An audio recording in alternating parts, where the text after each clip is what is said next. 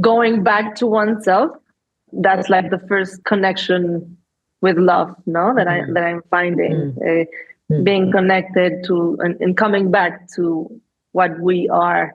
And then when we find like this connection that it's inside, then we start creating or giving or sharing. So for me, love, it's been like a matter of understanding love first from my inside, instead of bringing like the external love. Welcome to Came Here to Love, a podcast hosted by me, Liz Logan, where we explore heart-centered conversations with visionary leaders from around the world. This podcast is a journey into wisdom, a path to transformation, and an invitation to catch the highest vibration of all, love. Today on Came Here to Love, I sit down with Patricia Mendivil. With a light, explorer, curious, and architectural eye, Patricia lives life by overlapping her passions, values in a creative, refined, joyful, and earthy way. She is the owner of Tata Mosaics, which is mosaic tiles and design with soul, creating in a very artisanal, conscious way that's connected to the earth. Hey everyone, welcome to another episode of Came Here to Love. And I'm sitting down today with Patricia from Mexico City. She is one of my favorite design gurus and geniuses. And I can't wait for you to really understand what she's doing in the world and just to dive deep into her story and her life. So before we get to that, let's go ahead and talk about things that we're loving right now. So welcome, Patricia. It's so nice to have you here. Hi, Liz. Thank you so much. It's a pleasure to be here, and congratulations on this new project. Thank you. It's been really, really fun to sit down with people I absolutely love and love what they're doing in the world. And when you and I crossed paths, that was definitely that connection. And I'm so excited that we get to have this conversation now offline, not digging in dirt and creating beautiful spaces and just sitting in this beautiful space together. So thank you for coming. And I always start every episode with talking about things that I'm loving right now. And before I ask you about what you're loving, I actually just got back from a design trip in San Miguel. And I have to say, every time I go there, I am just falling in love deeper and deeper with that little magical place, because this time it was all culinary for me. It was like every single food experience was so magical, and so many small little restaurants. I think that's the thing that I love most about San Miguel is there's these tiny little eateries that you just, it's around the corner, it's through an alley, it's this tiny little door you go through, and there's always magic at the other end of that. So that's what I'm really coming high away from this weekend. I just got back last night, and I'm still wishing, I'm like craving some beautiful culinary experience today. And instead I'm going to be making something out of my own kitchen. And so it's kind of not as much fun, but yeah. So for those of you that know San Miguel, there's so many new restaurants popping up. Actually, someone told me there's like 600 restaurants in San Miguel right now. No way. Yeah. So it's definitely becoming a culinary delight. It's also I'm really venturing there is for a lot of design trips. And there's a lot of really cool artisans that are moving outside of Mexico City into San Miguel and setting up shop there. And so a lot of the projects that I'm working on, I'm doing a lot of stuff in San Miguel. And so it's a really fun combo to be able to go shop and meet with the suppliers and the artisans, and then also eat really well. And so anyways, that's what I'm loving. I'll send you some show notes on that below this episode. And then I turn it to you. Can you tell us, is there anything that you're loving in your life right now? I've been traveling a lot. So I just came from Greece.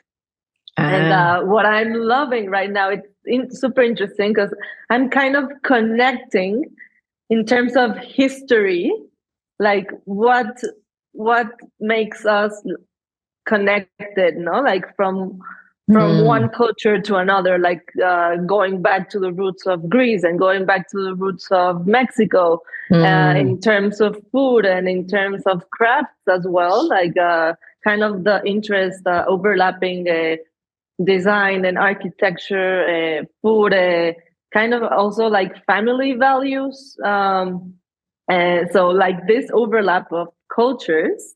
and being sensitive to rescue. For example, right now, another thing that I'm excited about is that I'm doing my home studio showroom, like all in the same place.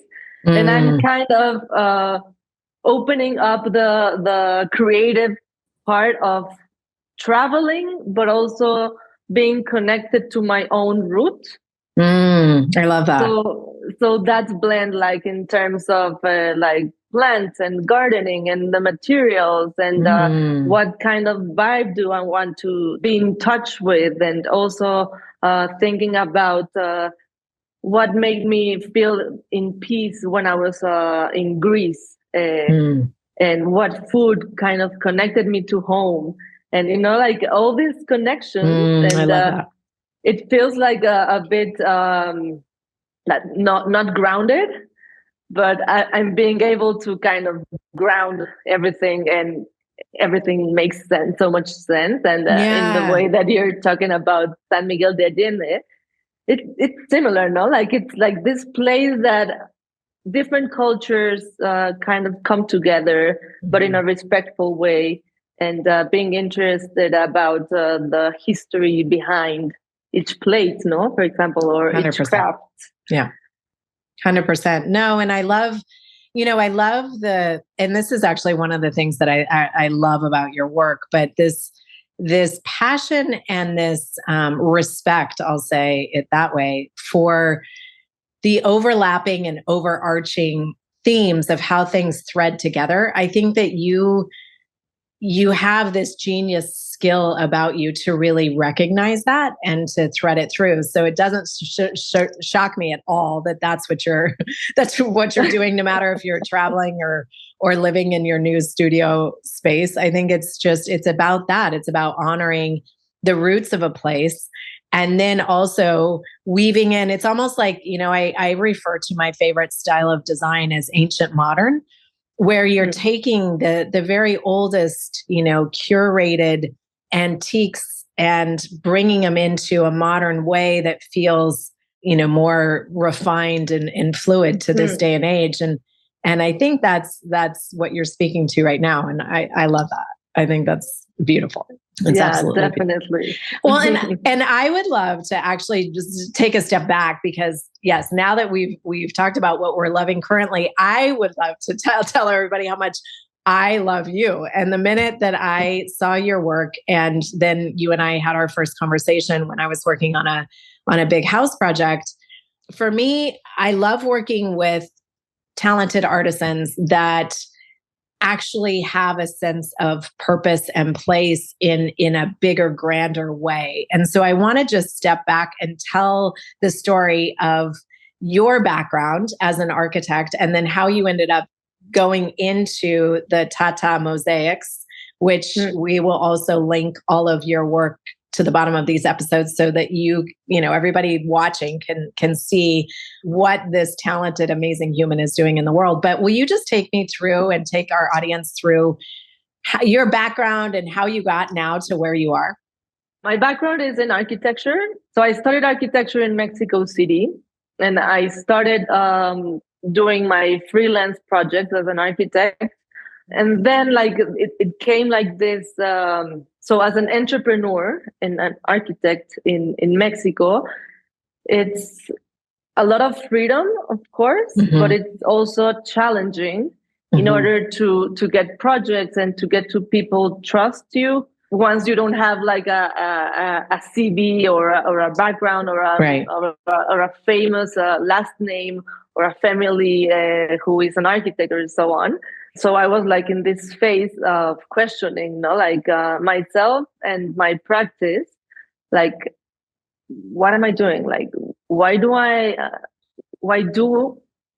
use the materials that I use for architecture? And then so it started like from a small scale into a bigger one, no? So I was like, okay, so I'm here at my apartment in Condesa, and I'm every time I was longing for a connection to nature. So I grew up in Mexico City, but like kind of in the suburbs, like closer to the mountain. So every weekend, I used to go to the mountain with my family. So like everything was a connection with nature. So when I went down as an independent to live in Condesa, like to the city, I started to get used to sounds, like not the birds, but the bus or the city sounds, the tamales, the city sound. No, so it was super interesting. Like, okay, like this is the city. Like I thought I lived in the city, but no, I kind of lived in a bubble, no, nature bubble. And so I was like, I really miss the nature. Like, why am I like surrounded with concrete, and the city is concrete, and so on. And so I was questioning about like what path do I want to follow in architecture. So I started researching about natural architecture, bioarchitecture, rammed earth architecture, and I found out I really felt a connection there. But it was kind of like the hippie side of the architecture, right? Kind of the empirical one, not the one that I studied at university, because it's there's not like a guidance of following like how to build with earth, no? And right. Especially it's a forgotten wisdom teaching, really. Absolutely. And especially in the city, no? Like there's like some norms and the rules and the steel and the concrete and that. So I found out like, okay, maybe what I want to do, there's nothing like this. So maybe I need to learn like from scratch what the material is, no? Like in these terms of earth. So I started doing a research, and I went to a workshop of earth architecture at a community outside of Mexico City in Tlaxcala. So it was like a big land, but with two architects that usually they lived there, but they were like, from my perspective, it was like they went out of the system. No? So for me, it was like, oh, this is radical. Like, if I really want to follow that path, I must get out of the system. No, and for me, it was like challenging, because it was no, but I need the system, but I'm longing for this, but like, how am I integrating this? Yeah, and but I really felt a connection with the earth, and I saw like the colors of the earth, and for me, it was like cooking. No, it was okay. So this is the ingredient, and depending on how much water do you add or not, you could do painting, or you could do like a talilac for the bathrooms, or you could do a wall, or no. So it was like the transformation of the ingredient itself, and it was mind blowing for me, and it had also color itself. And at that moment, I was working with artisans for my architectural projects, no, like handmade tiles, but like the concrete ones that you pigment with chemicals. Right. So I was familiarized with the tradition itself, but I was like, it makes no sense for me keep doing pigmenting a concrete if the earth itself has color itself. It already has the pigment naturally. It already, no? Yeah. So then I started researching about the concrete, no? So I was kind of against the concrete, like coming back from this school, it's like radical, like no concrete and just earth.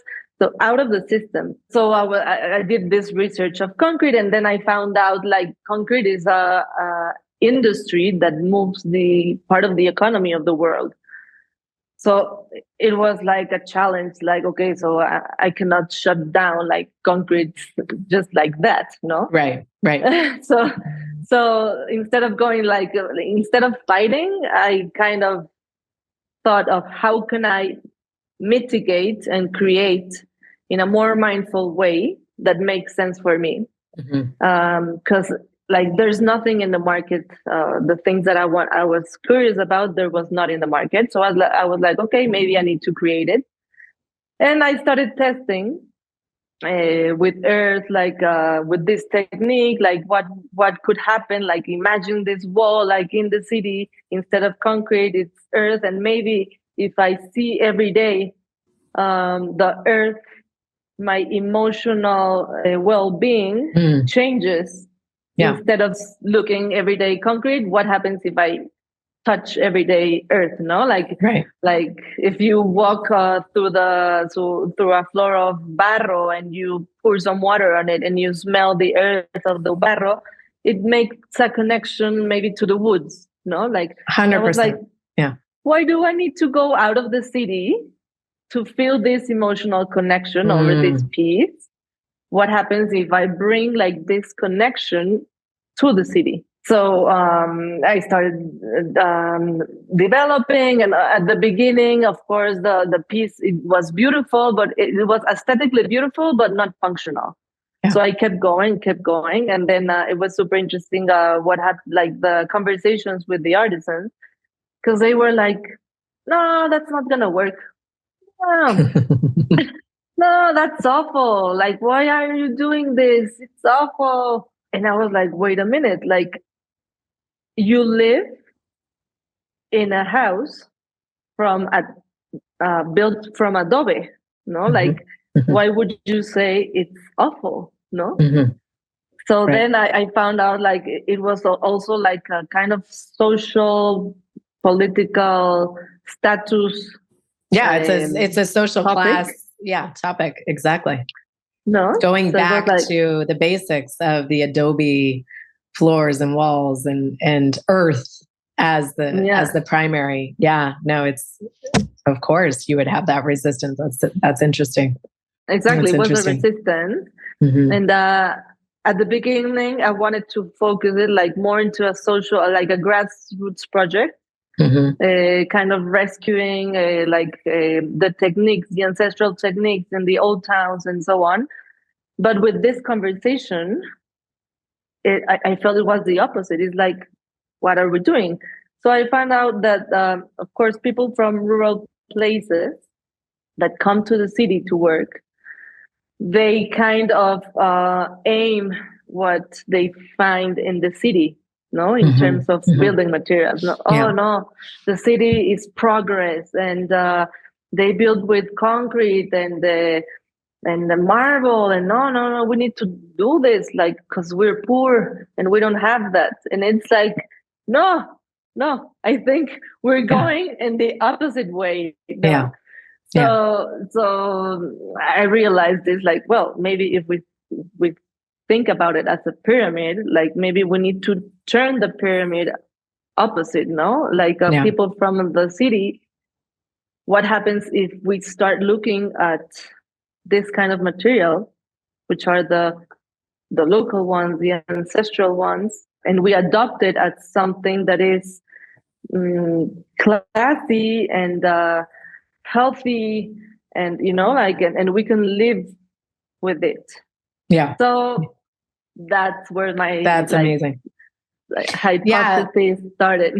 No, that's incredible. And you ended up with this gorgeous, I mean, your story is so beautiful on so many levels, but you ended up with this really heartfelt, beautiful end result, which is the company that you now have of Tata Mosaics. And you're doing very, very high-end homes, and you're doing very, you're kind of the whole gamut of spectrum of projects, because I think people are starting to realize that we have lost our way in so many ways on Earth, but the connection to Earth, literally, and you're allowing that connection to come back into play inside a home. For me, why I was so drawn to you is my background is in wellness and well-being, and making sure that people are in the most vital version of themselves and living that way. And so for me, when I'm designing a home, it's all about a wellness perspective.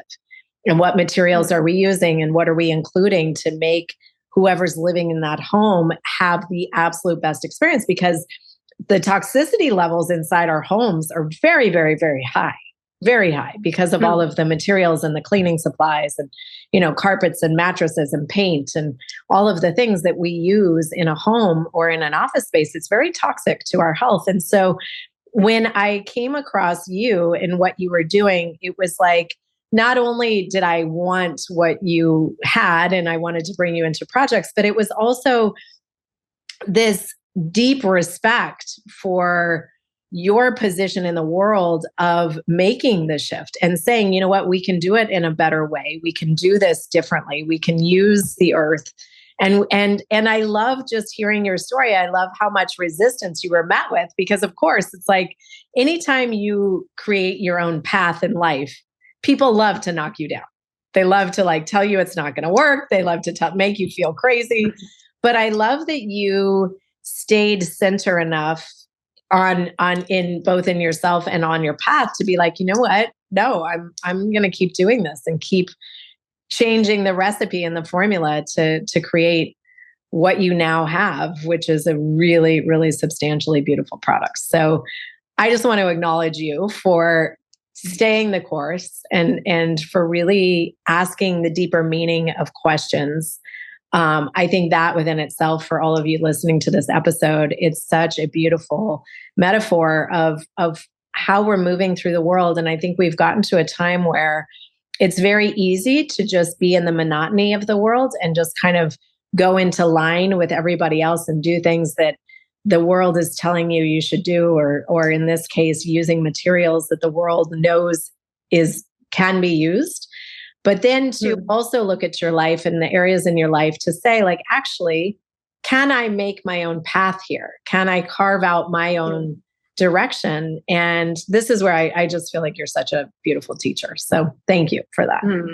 Oh, thank you so much, Liz. I really appreciate it. Yeah, no, it's substantial, and not a lot of people would take the risk that you've taken and do things differently. So, so I honor that, and I honor your work every day, because it's not, for me, when I'm buying anything now, I'm in a very conscious mindset of who is behind the thing that I'm buying, whether it's clothing, whether it's products for the home, whether it's, you know, anything that I'm doing, even places that I stay. I really want to support the people that are having a conscious conversation around how that they're actually moving through the world, because I think we're at a moment of time where everything's very fragile here on planet Earth, you know, and it's fragile within ourselves. And so when we actually rise up to new levels of wisdom that we all have access to, we're all internally so wise, and it's all stored inside the privacy of our heart.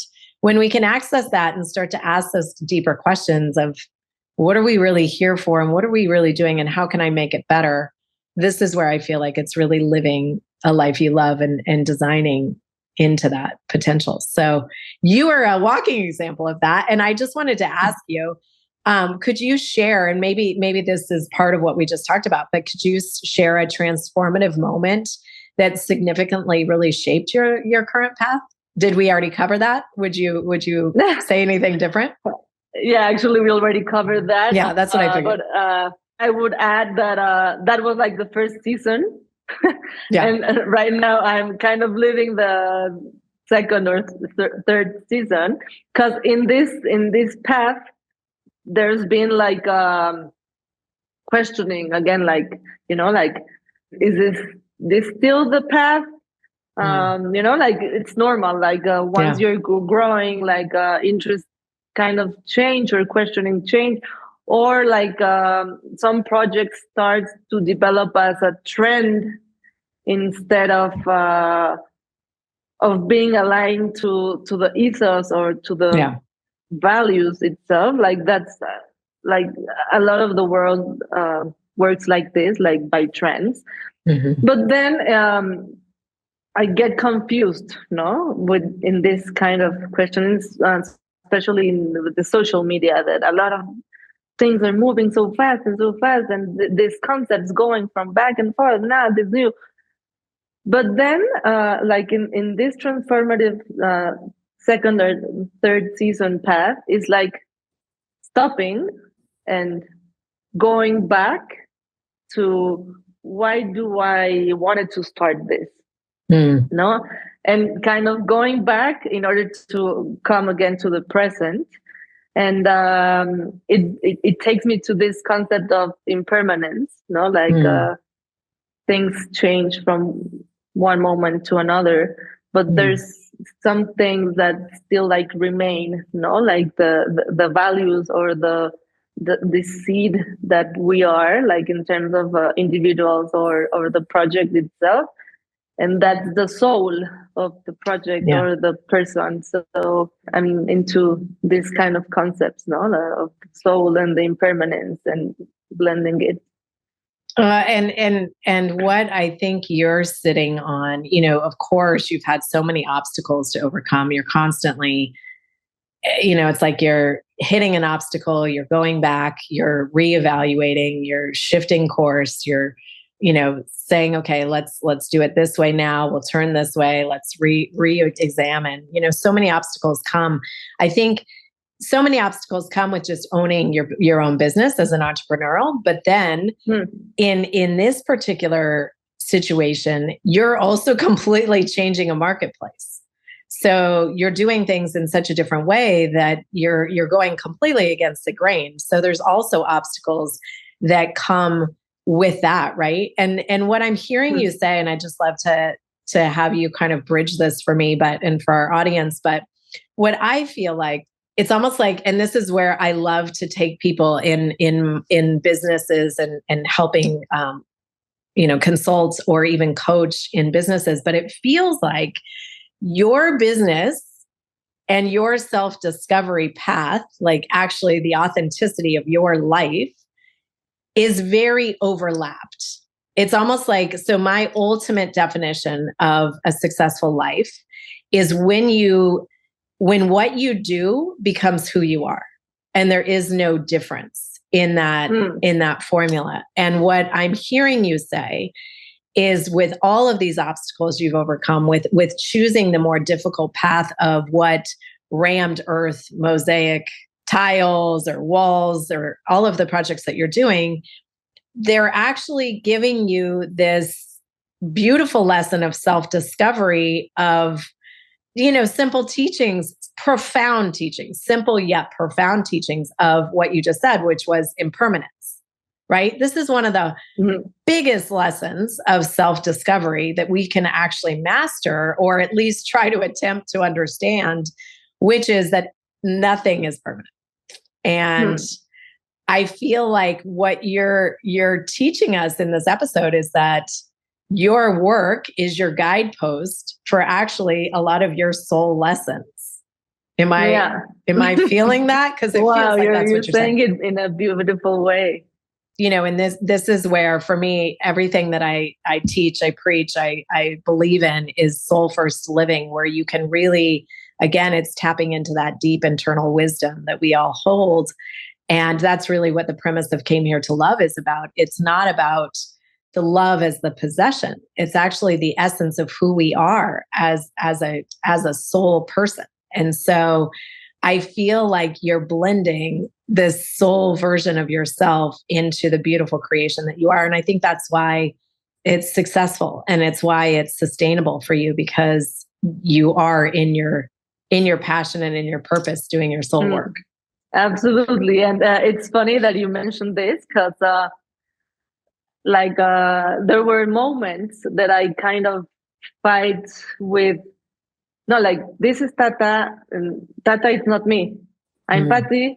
It's natural in every entrepreneur, of course, to kind of see the project as their baby, or sometimes not being able to separate of the project or company itself. So there were some moments that I was like, no, I'm not Tata. Tata is a separate living thing, and I'm Patti.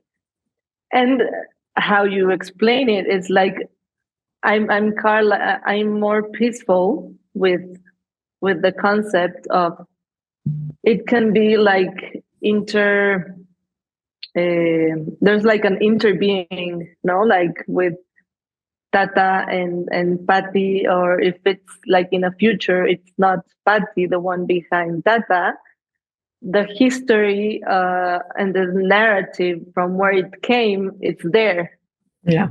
So it can evolve and it can continue. So it's like nurturing itself, like from one to another, and it's two separate beings that can coexist.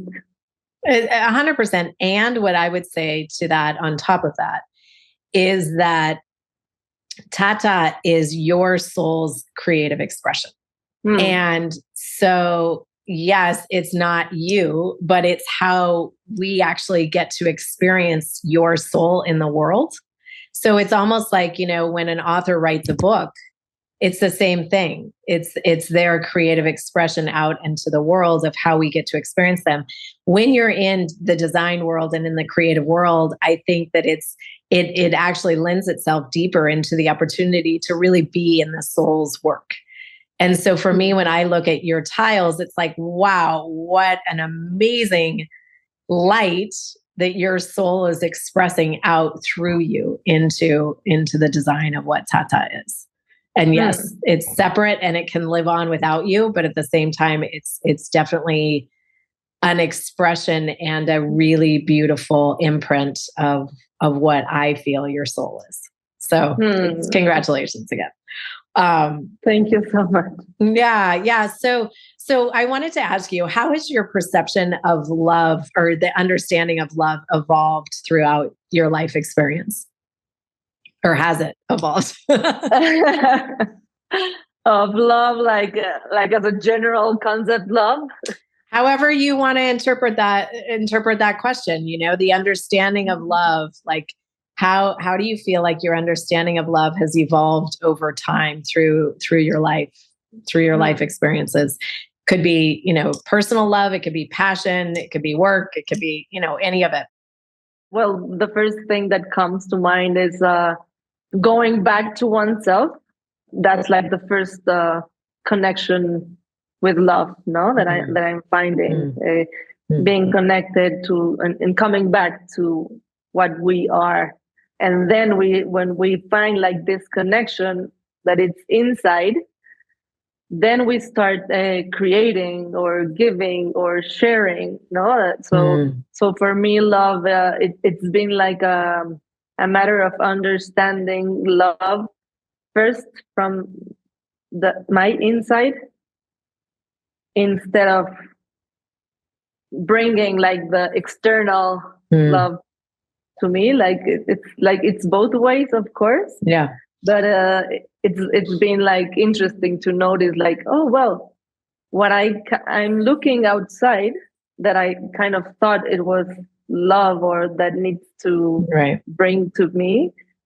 Maybe I have it on my own, no? Yeah. So, and being able to connect with that has been beautiful.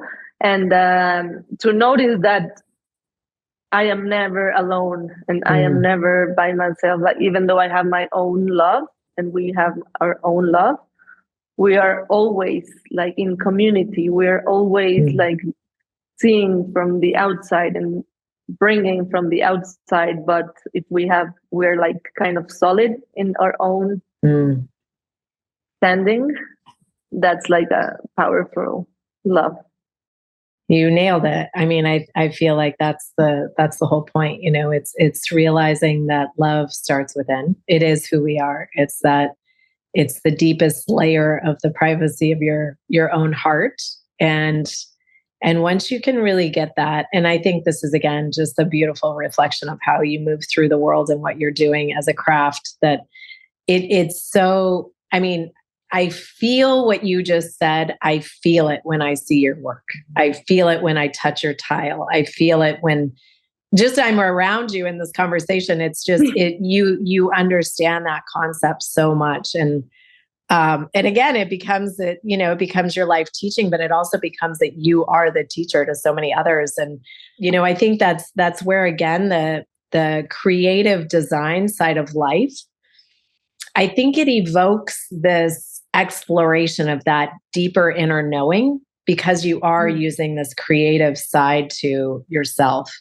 And so for the audience listening, what I would invite in, if you haven't been creative in your life as of late, which most of us, if you're not in the world of creativity, of, design or music or the arts, you kind of lose that muscle tone. And so I would love to invite you to do something today or tomorrow, if it's the end of the day, do something that sparks the creativity in you, whether it's just, writing a letter or trying to sing in the shower or drawing something or, molding something or designing a new house or even thinking about some new dreams for your life. But it's when we start to pull away from the creativity, in my opinion, and what I've witnessed after coaching for so many years, we get this stagnation and we lose the center of who we are and the essence of this love that Patricia is talking about. And so it's a really easy place to start to tap into it. So that's the invitation for today. And I thank you for highlighting that because I think it's a really good place for people to start. So thank you for that. And I would like to add something on that. Like sometimes we think creative is only like maybe crafts or music or dancing, but I've found that creative side is also crafting our thoughts as well, like our inner dialogue as well. It's also creating. It's not tangible, but we can create from changing thoughts as well. That's such a beautiful addition. So yeah. So even if that's what you're doing, if you're driving in the car right now, sitting in traffic or on the way to work and you're running through your thoughts, like, check them because you have that creative power to really design and create the life that you love, no matter the circumstances. You have the moment that you can make a pivot and change. So put it into practice. I would love to ask you, what does Came Here to Love mean to you? Like this, this podcast, the title of this podcast, Came Here to Love. What does that mean to you? For me, it means sharing, just sharing each other's path, thoughts, work, story. That's for me, that defines like what you're telling about in all this podcast. Like, even though I don't know like all the people that you interview, just by sharing it, I kind of feel like we're all part of it. It's not that someone is bigger or smaller. It's like we're all here in the same path. Yeah. No, it's a collective movement for me. That's why I started this. Is I wanted the hope and inspiration of just one moment in your life to be tapped into the highest vibrational frequency that we have, which is love.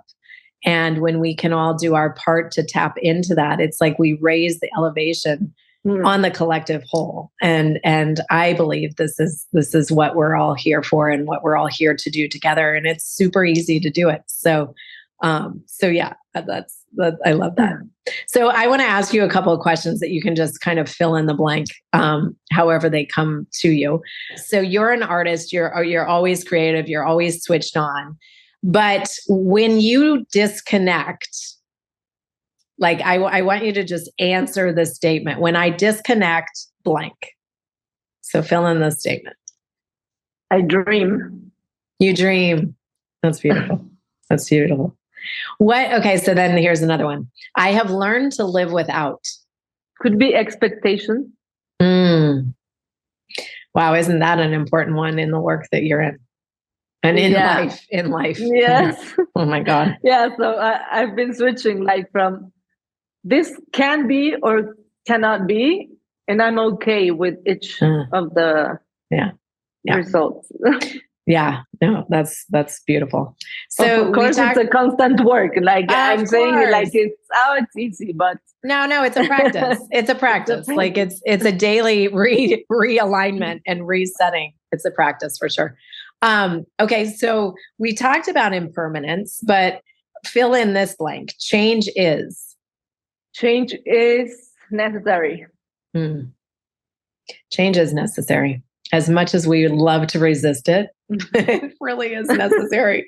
Oh my God, there's been so many moments in my life where I'm like, no, I don't want to do this change or grow or stretch or flex. And then once you get past that resistance of change, on the other side of the change, all of a sudden you're like, wow, this is magical, but it does require the change piece for sure.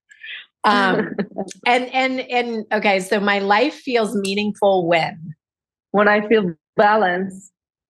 And to you, like what does balance look like? Like what would it look like if you were in balance? Being able to give to myself what I need, like from basic like exercising, eating healthy and delicious food, laughing. For me, it's super important to laugh.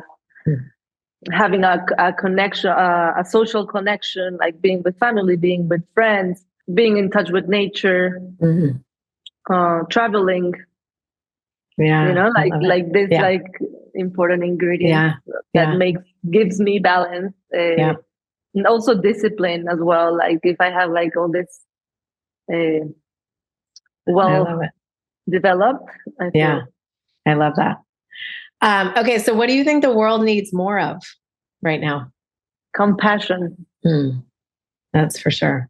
So today's lessons are to go get creative in whatever way that resonated with you, and then maybe to wear a little more compassion today as you move through your day. Compassion for yourself, compassion for others around you, compassion for the person standing in the grocery line or the car that cuts you off. I think compassion is a really, really strong answer we definitely need more compassion right now. And I think we're going through a lot of major stuff on the planet, and compassion is a beautiful equalizer, I would say. Yeah.